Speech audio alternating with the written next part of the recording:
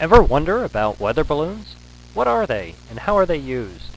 Hello, I'm meteorologist John Jensenius from the National Weather Service, and I'm going to try and answer some of those questions. To get started, let's take a quick look at the equipment. The weather balloon actually consists of three parts. First, of course, we have the balloon. It's made of a very elastic material.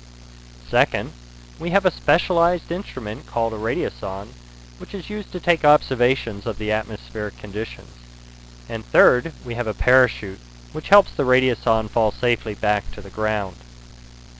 We also have a special building known as an inflation shelter that is used for preparing and tracking the weather balloon. At the top of the inflation shelter is a white dome, which houses a dish-like antenna that receives the signal from the radiosonde. Inside the inflation shelter, the balloon is filled with either hydrogen or helium, and the parachute and radiosonde are attached.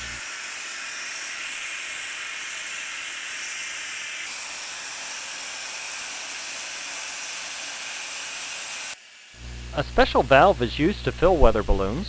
Attached to the valve is a 1,400-gram weight. As the balloon fills with either hydrogen or helium, it pulls upward on the weight with an increasing amount of force.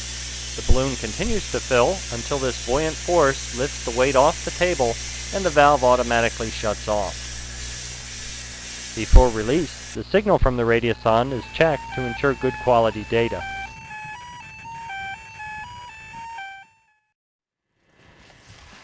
When ready, the balloon, parachute, and radiosonde are simply carried outside and released.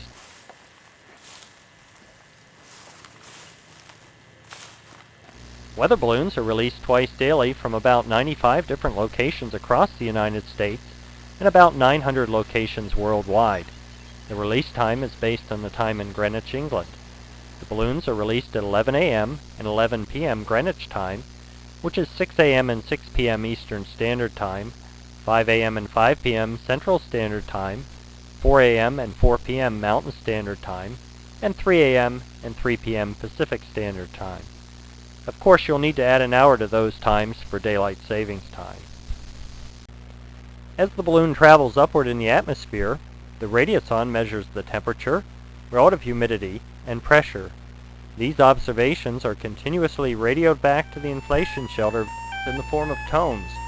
It takes less than 2 seconds to cycle through the 6 tones containing the observed weather information before a new cycle of observations is begun.